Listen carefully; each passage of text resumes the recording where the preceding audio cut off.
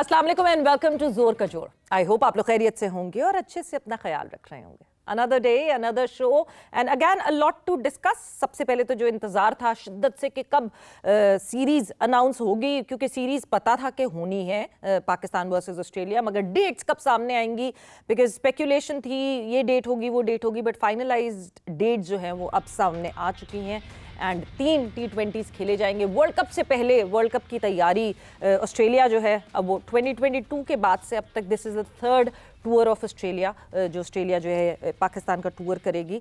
3 T20s जो कि 29 जनवरी, 31 जनवरी और 1 फरवरी को खेले जाएंगे। तीनों मैचेस जो है वो गद्दाफी स्टेडियम में खेले जाएंगे और पूरी तैयारी होगी वर्ल्ड कप के हवाले से। दो कि तैयारी अगर पाकिस्तान टीम की बात की जाए तो जो श्रीलंका के अगेंस्ट अभी सीरीज़ हुई है उसमें तैयारी की कोशिश ज़रूर की गई थी। वो सीरीज़ रखी इसलिए गई थी कि हाँ जी तैयारी हो सके, मगर उसमें कितनी तैयारी और कितनी नहीं हुई उस हवाले से भी डिस्कशन होगी।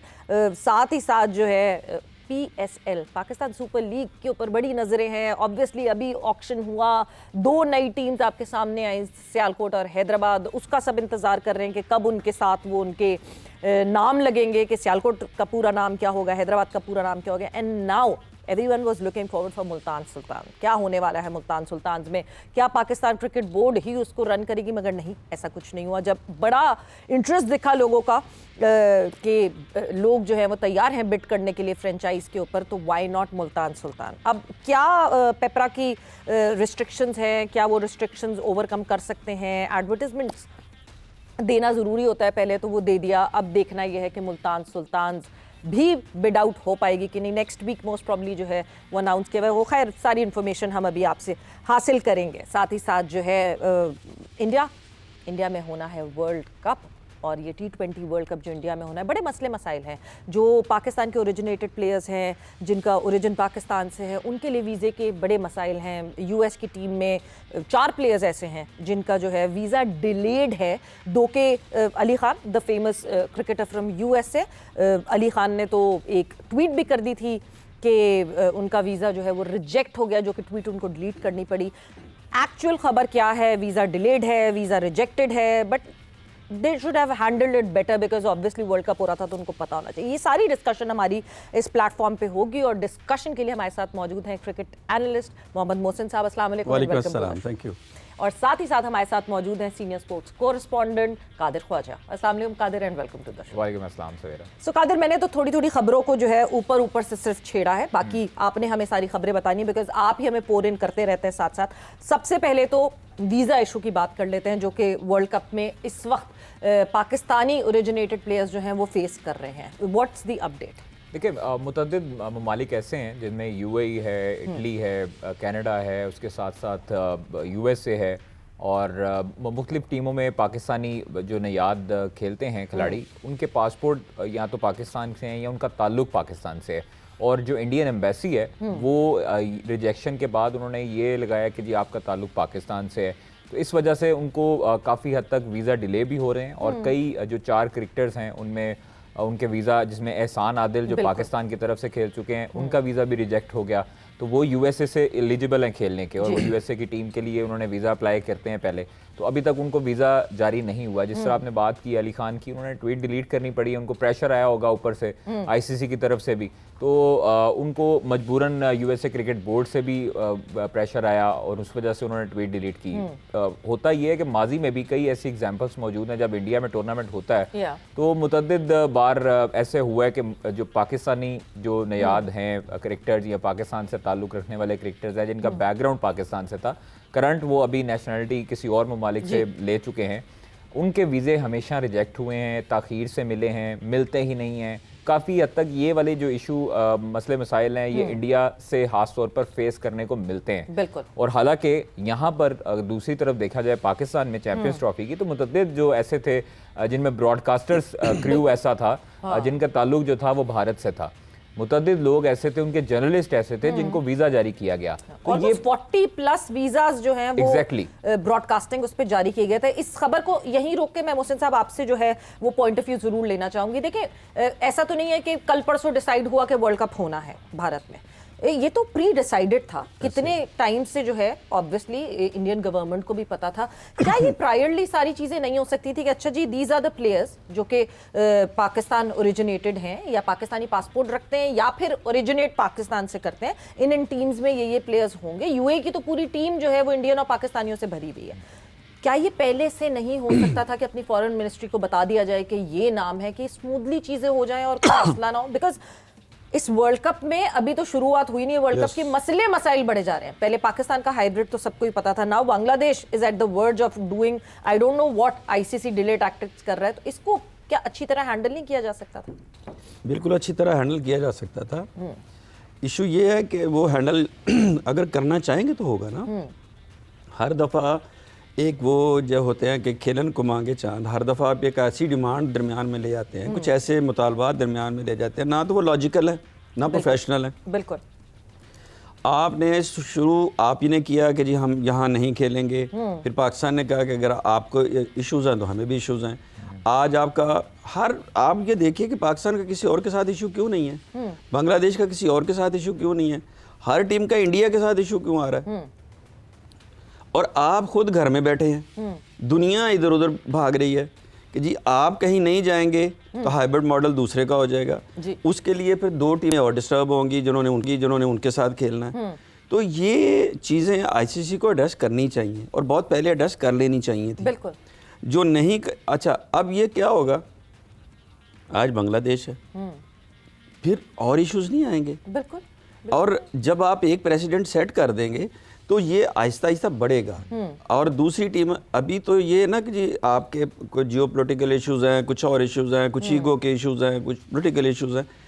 अभी ये प्रॉब्लम आएगी कि एक आध दफ़ा दो दफ़ा तो दूसरी टीमें जो दूसरे कंट्रीज़ हैं वो आपको अकोमोडेट कर देंगे, कुछ कॉम्प्रोमाइज़ कर लेंगे कि आप कह रहे हैं यहाँ ना खेलें यहाँ खेलें। कल को वो कहेंगे कि आप तो अपने घर में बैठे हैं, हमारे बैग आप दूसरे दिन उठवा देते हैं कि चलो इधर से इधर फ्लाइट, इधर से इधर फ्लाइट। ये क्या तरीका है? बिल्कुल। दूसरी चीज़ ये है कि ये भी जिस तरह उन्होंने बांग्लादेश को कहा कि मुस्तफीज़ को ना भेजें, भी क्यों ना भेजें, ये आप कैसे डिक्टेट कर सकते हैं किसी को कि हम सिक्योरिटी नहीं दे पा रहे? तो ये आपकी गलती है। नहीं बट वो तो उनकी लोकल लीग थी ना। देखिए मैं कहती हूँ अपनी लोकल लीग में इन्होंने जो करना है करें, मगर जब अब now we know that India is rooting to host Olympics host करना है और ये 5-6 लोगों के वीजाज नहीं लगा पा रहे हैं, तो ओलंपिक्स होस्ट करने के तो मेरे ख्याल से फिर ये ख्वाब छोड़ दें अगर वो इस तरह हैंडल नहीं कर सकते। कादिर सवेरा ये बात बड़ी अच्छी की है मोहसिन साहब ने कि देखें वो घर की जागीर उन्होंने बनाई हुई है एक तरह की। क्रिकेट को क्रिकेट रहने दें और पॉलिटिकली लिहाज से हमेशा इन्होंने इंटरफेरेंस की है। इस चीज़ को मद्देनजर रखते हुए इन्होंने सबूताज करने की कोशिश की। जो पाकिस्तान में चैंपियंस ट्रॉफी हो रही थी आपको याद है, हमने बहुत सी ऑफर्स दी हैं इनको कि फ्लाई इन फ्लाई आउट कर लें भाई, आप आएँ और चले जाएं, अगर आपको इतना सिक्योरिटी सारे मैच लाहौर में करवा देंगे, आपको प्रेसिडेंशियल जो सिक्योरिटी है प्रोटोकॉल वो देंगे, बट नहीं माने। खैर दूसरी चीज़ आप देखें, आपने हमारे साथ काफ़ी मैचेस कवर किए हैं, वर्ल्ड कप कवर किए हैं, मुख्तलिफ ट्रॉफीज कवर की हैं। हम जब भी जाते रहे हैं बाहर, हम ट्रैवल करते रहे हैं, पाकिस्तान की टीम ट्रैवल करती रही है मुख्तलिफ शहरों में।